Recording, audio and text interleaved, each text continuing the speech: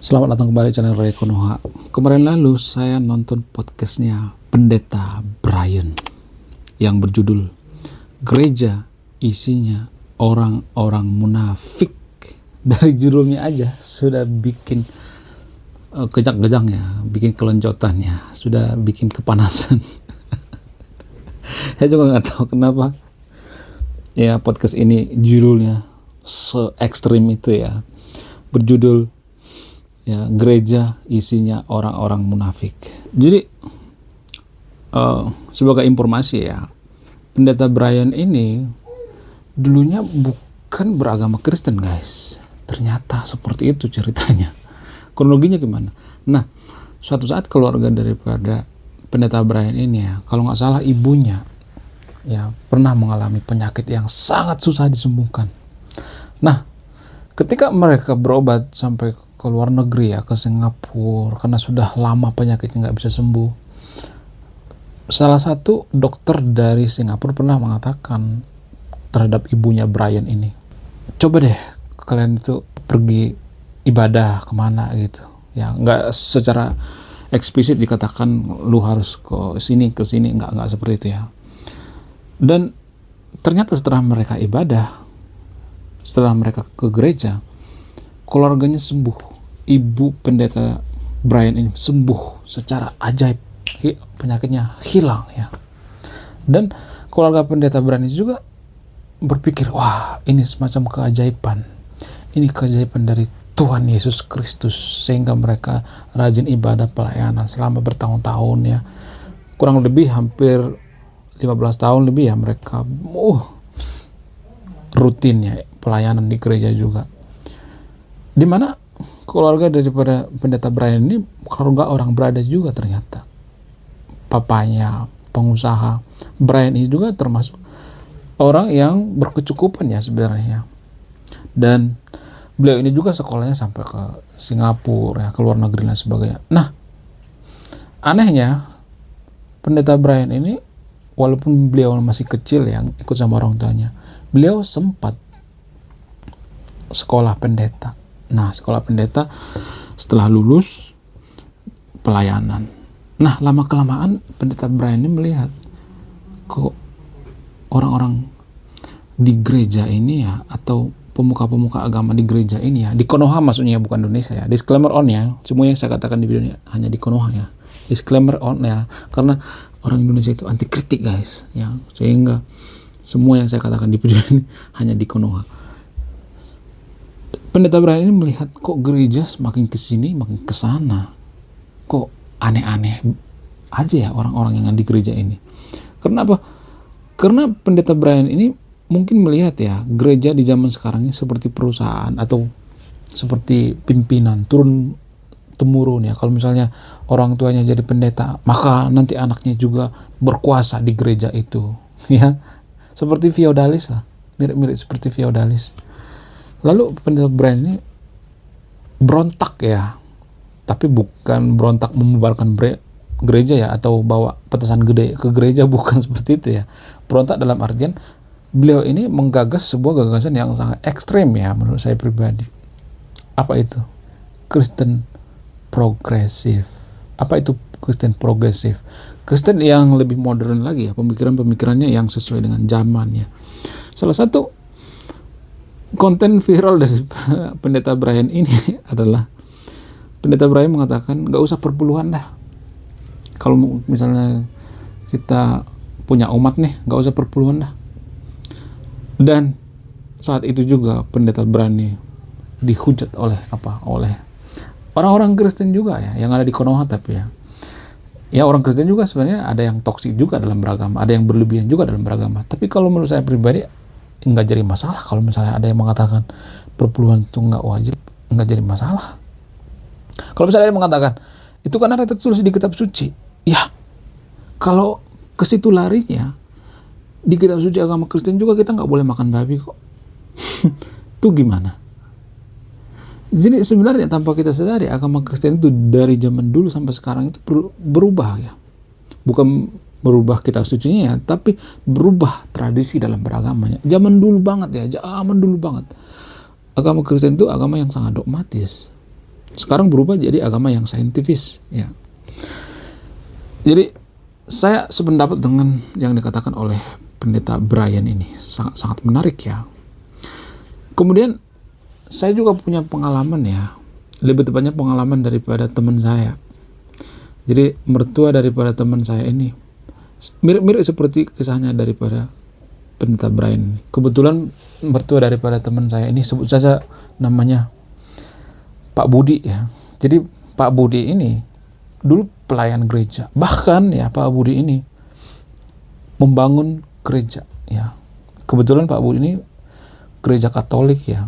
Dia pengurusnya di situ ya. Terus dari awal nyari tanah ya, bangun gereja dan sebagainya. Nah, setelah umatnya banyak, terus sudah terbentuk strukturnya di gereja, organisasinya di gereja. Dan Pak Budi ini seperti disingkirkan lah dari gereja, dijulitin ya. Jadi Pak Budi berpikir, apa-apaan seperti ini? Ini kan gereja, kok saya seperti di-kick ya. Banyak yang nggak suka dengan Pak Budi ini, karena Pak Budi ini nggak suka yang namanya kompromi ya terhadap duit ya. Jadi selalu ya, saya melihat di Konoha itu permasalahan itu selalu duit ya. Pendeta Brian ini juga sama, yang tidak beliau suka itu adalah para pemuka agama yang mata duitan yang ada di Konoha. Nggak semua tapi ya. Saya melihat pendeta-pendeta di Konoha itu, saya setuju ya dengan pendapat Brian. Pendeta-pendeta yang ada di Konoha itu kebanyakan mata duitan. Sangat-sangat mata duitan saya melihat. Ya. Sama seperti pengalaman daripada mertua teman saya ini, Pak Budi ini. Awalnya mereka ini punya kas ya, ratusan juta. Nah, duitnya ditilep sama bendahara ya. Salah satu gereja Katolik yang ada di Konoha ya. Saya tidak akan menyebutkan gerejanya apa, nama gerejanya, lokasinya di mana. Nah, kasnya itu ditilep terus, tapi tidak dikasih tahu sama Pak Budi ini ya, dan berantemlah mereka ya di gereja, ribut ya, cekcok. Duitnya di mana? Ya nggak tahu, orang saya udah kasih sama Pak Budi. Jadi Pak Budi ini seperti difitnah. Nah, semenjak saat itu Pak Budi ini nggak mau lagi yang namanya gereja. Dia nggak bersalah kok. Buktinya nggak? Lu ngasih duit ke gua.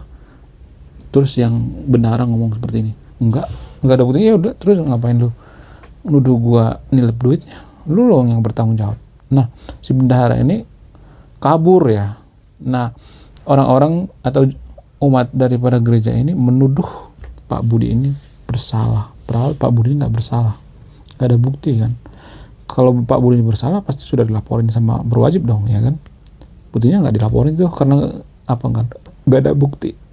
Jadi dari awal Pak Budi sudah membangun mati-matian gerejanya, dari rata tanah gerejanya ya, dari ngumpulin umat semuanya.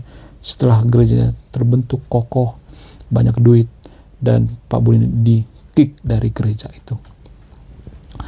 Coba bayangkan, selama bertahun-tahun ya, kurang lebih 5 tahun, Pak Budi tidak pernah yang namanya masuk gereja, tidak pernah gereja lagi.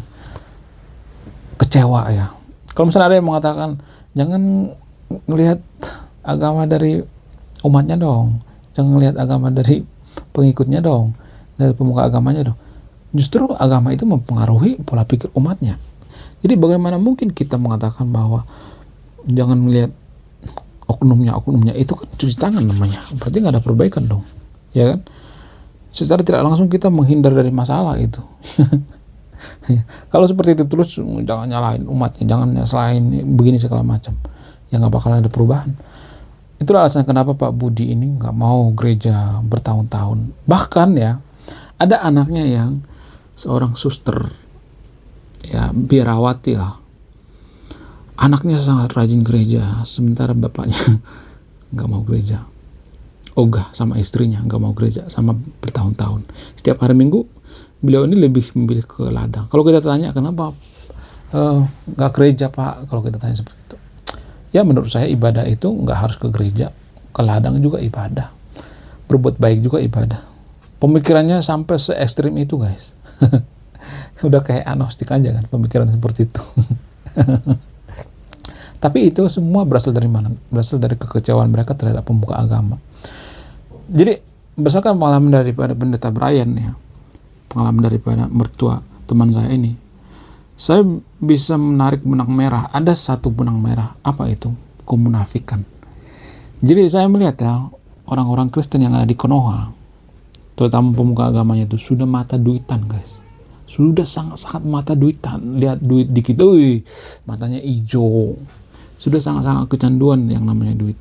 Saya nggak setuju kalau pendeta itu digaji, nggak setuju. Mending kayak pendeta ini deh, karismatik, yang nggak digaji. Ya, kalau misalnya umat ngasih ya sok aja ngasih, nggak ada masalah. Tapi jangan dipaksa, jangan ada pemaksaan gitu. Jadi saya sangat tidak setuju ya kalau misalnya ada pendeta di Konoha itu dikasih inventaris, dikasih itu, jangan seperti itu. Ya, saya juga nggak terlalu suka dengan yang namanya perpuluhan ya. Perpuluhan itu bikin mata pendeta hijau ya, mata pendeta yang ada di Konoha, tapi ya bukan Indonesia, nggak ada urusan dengan orang Indonesia. Orang Indonesia itu anti kritik, guys.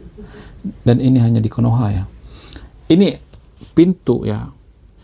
Ada semacam celah bikin para pemuka agama atau pendeta yang ada di Konoha itu mata duitan. Tidak hanya itu ya, teman saya juga pernah mengambek sama pendeta. Karena apa? Karena pendeta ngerokok di gereja. Bayangkan, ngerokok di gereja. Kalau kita debatin sama pendetanya, pasti pendetanya ngomong gini, di mana tertulis di kitab suci merokok dilarang? Pasti ngomong seperti itu kan. Biasanya kan pendeta seperti itu. Iya, pendeta itu nggak ngerti yang namanya etika. Etika itu nggak ada dituliskan di kitab suci kan sebenarnya, kalau boleh jujur ya. Jadi saya melihat ya, dari view helikopter kalau boleh jujur ya, Kristen yang ada di luar negeri atau Kristen internasional itu yang ada di Eropa beda dengan Kristen yang ada di Konoha. Kristen yang ada di Konoha itu menurut saya Kristen yang sangat dogmatis, agak mirip-mirip seperti zaman kegelapan ya. Karena saya melihat di Konoha itu sudah banyak orang-orang Kristen di Konoha yang berpikir agama saya yang paling benar, ya gereja saya yang paling benar. Gereja itu tuh sesat itu gerejanya. Nggak boleh menikah sama gereja lain. Mereka itu sudah sesat. Jadi sudah ada semacam kadronisasi dalam Kristen di Konoha. Ya, dengan tegas saya mengatakan sudah ada kadronisasi dalam Kristen di Konoha. Walaupun jumlahnya nggak terlalu banyak ya. Jadi bagi teman-teman yang nonton video ini ya, orang-orang Kristen ya, jangan lihat siapa yang mengucapkan, lihatlah apa yang saya amati. Karena saya sangat suka mengamati gitu. Ya, karena saya suka belajar tentang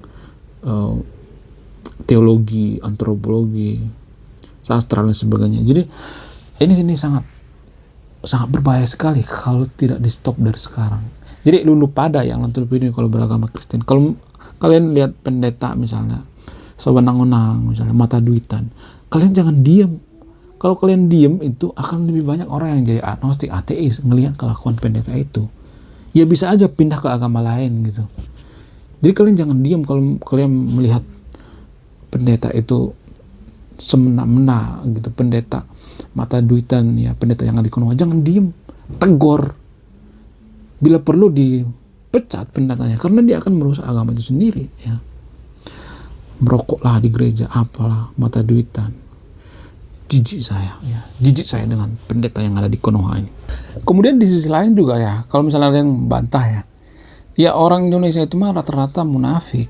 Itu kan sudah bawaan lahir dan sebagainya. Nah, yang jadi persoalannya, kenapa seorang pemuka agama yang mengatakan dirinya seorang pendeta di Konoha misalnya, saya adalah pemuka agama, saya adalah pendeta yang ada di Konoha, itu artinya dia bersiap ya, diuji, keimanannya diuji ya, bisa mengontrol, nggak merokok, nggak mata duitan, bisa meninggalkan duniawi dan lain sebagainya ya kan.